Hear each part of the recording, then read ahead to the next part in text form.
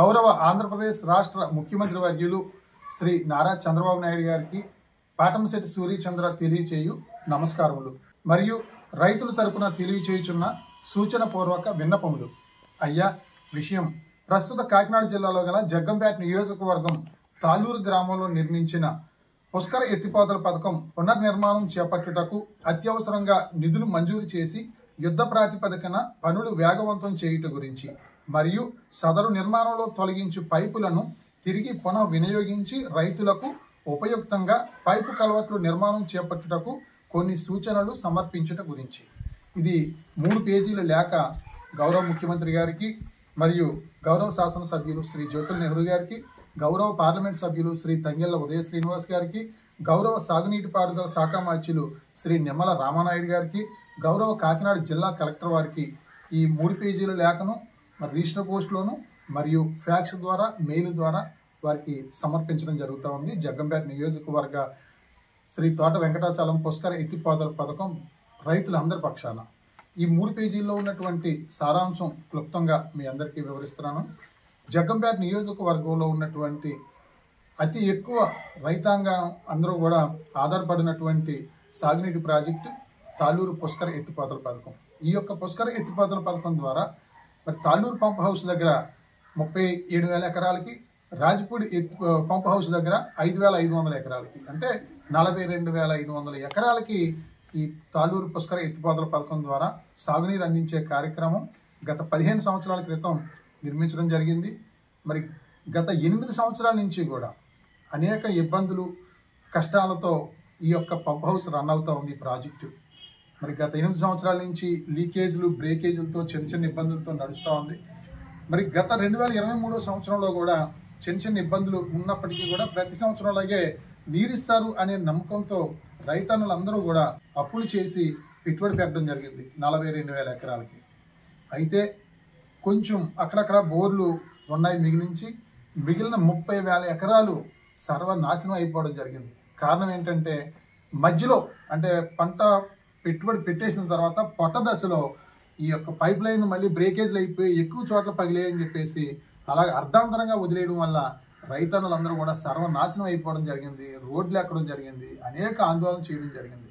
రైతులతో పాటు మేము కూడా మరి రైతన్నలకి న్యాయం చేయాలి. మీరు ప్రభుత్వం నిర్లక్ష్యం కారణంగా, నీరివ్వని కారణంగా ఎకరానికి 40,000 రూపాయలు పెట్టిన పెట్టుబడి అంతా కూడా ప్రభుత్వం తిరిగి రైతులకు చెల్లించాలని చెప్పేసి మరి రైతుల పక్షాన అనేక ఆందోళనలు, ధర్నాలు, నిరసనలు తెలియజేయడంతో పాటు రాజపూడి గ్రామంలో రైతుల పక్షాన 6 రోజులు ప్రాణాలకు సైతం తెగించి ఆమరణ నిరాహార దీక్ష చేయడం జరిగింది. మేము శ్రీ జ్యోతుల నెహ్రూ గారు కూడా నాటి ప్రభుత్వానికి ప్రతిపక్షంలో ఉన్న ఇప్పుడు రైతులందరికీ న్యాయం చేయాలని ఎకరానికి 40,000 రూపాయలు నష్టపరిహారం ఇవ్వండి, మీరు నీరు ఇవ్వలేదు రైతులకి అని చెప్పేసి రైతుల పక్షాన వారు కూడా అనేక ఆందోళనలు, నిరసనలు చేయడం జరిగింది. రైతులకు న్యాయం జరగలేదు, రైతులు అన్యాయం అయిపోవడం జరిగింది.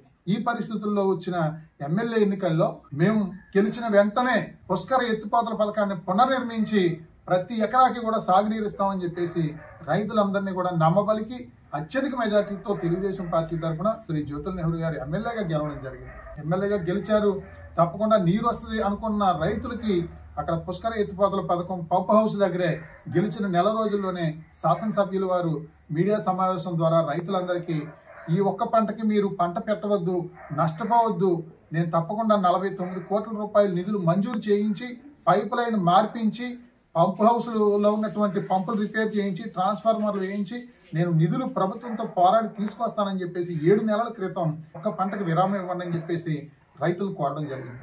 రైతులు చాలా మంది ఎమ్మెల్యే గారి మాట విని పంట విరామం ఇవ్వడం జరిగింది. కొంచెం మంది తినడానికి తిండి గింజలు ఉండవన్న ఉద్దేశంతో దేవుడి మీద భారంతో ఓడ్చడం జరిగింది. భగవంతుడి దయ వల్ల వర్షాలు సక్రమంగా రావడం వల్ల పంటలు గట్టెక్కడం జరిగింది. జూన్ నెలలో ఖరీఫ్ పంట మొదలవుతుంది. 7 నెలలు అవుతా ఉంది, నిధులు మంజూరు చేయిస్తాను అని చెప్పేసి శాసనసభ్యులు వారు చెప్పడం, గౌరవ ముఖ్యమంత్రి గారు కూడా జగ్గంపేటలో మీటింగ్ లో కూడా చెప్పడం జరిగింది. పుష్కర ఎత్తిపోతల పథకాన్ని పునర్నిర్మిస్తాం ప్రభుత్వం వచ్చిన వెంటనే అని చెప్పేసి. కానీ ఇప్పటి వరకు కూడా ₹1 నిధులు ఆ ప్రాజెక్టుకి మంజూరు చేయకపోవడం అనేది చాలా బాధాకరమైన విషయం. రైతులందరి పక్షాన కూడా ఈ లేఖ ద్వారా ముఖ్యమంత్రి గారికి మేము పంపించడం జరుగుతూ ఉంది. తక్షణం నిధులు మంజూరు చేసి యుద్ధ ప్రాతిపదికన పనులు వేగవంతంగా మొదలు పెట్టాలని చెప్పేసి ప్రభుత్వాన్ని రైతుల పక్షాన్ని మేము కోరడం జరిగింది. ఎందుకంటే గతంలో అనేక ఆందోళనలు కార్యక్రమాలు చేయడం జరిగింది నీరు ఇవ్వకపోవడం వల్ల. మళ్ళీ అటువంటి పరిస్థితి తీసుకురావద్దని చెప్పేసి జగ్గంపేట నియోజకవర్గ రైతులందరి పక్షాన కూడా ప్రభుత్వాన్ని మేము కోరుతా ఉన్నాం. రెండవ ప్రతిపాదన ఏంటంటే జగ్గంపేట నియోజకవర్గంలో ఉన్నటువంటి ప్రతి గ్రామంలో కూడా కాలువలు దాటి పొలాల్లోకి వెళ్లే పరిస్థితుల్లో కలవట్లు లేకపోవడం వల్ల ఎన్నో ఇబ్బందులు పడుతున్న పరిస్థితి. రైతులందరూ కూడా అక్కడ ఇసుక బస్తాలతో వడ్లు వేసుకోవడం, తాటి చెట్లు, కొబ్బరి చెట్లు ఇవన్నీ వేసుకుని ప్రతి సంవత్సరం కూడా ఇబ్బందులు పడుతున్న పరిస్థితి. ఆ పంట తేవడానికి కానీ, ఎరువులు పట్టుకెళ్ళడానికి కానీ, ట్రాక్టర్లు, ఎడ్ల బళ్ళు రావడానికి వెళ్ళడానికి. నియోజకవర్గంలో ఉన్న ప్రతి కలవట్లు మేము నిర్మిస్తాం అని చెప్పేసి ఎన్నికల్లో కూడా వాగ్దానం చేసిన పరిస్థితి. పుష్కర ఎత్తిపోతల పథకంలో నిరుపయోగంగా ఉన్నటువంటి సిమెంట్ పైప్ లైన్ తీసి ఎంఎస్ ఐరన్ పైప్ లైన్ ఏదైతే వేయాలని అనుకుంటా ఉన్నారో 3.5 కిలోమీటర్లు, ఈ 3.5 కిలోమీటర్లోనూ సుమారు 5 మీటర్ల పైపు ఒక్కొక్కటి, అంటే 1 కిలోమీటర్కి 200 పైపులు వస్తాయి. 5 మీటర్లకి ఒక పైపు చొప్పున అలా 3.5 కిలోమీటర్లకి 700 పైపులు ఉన్నాయి.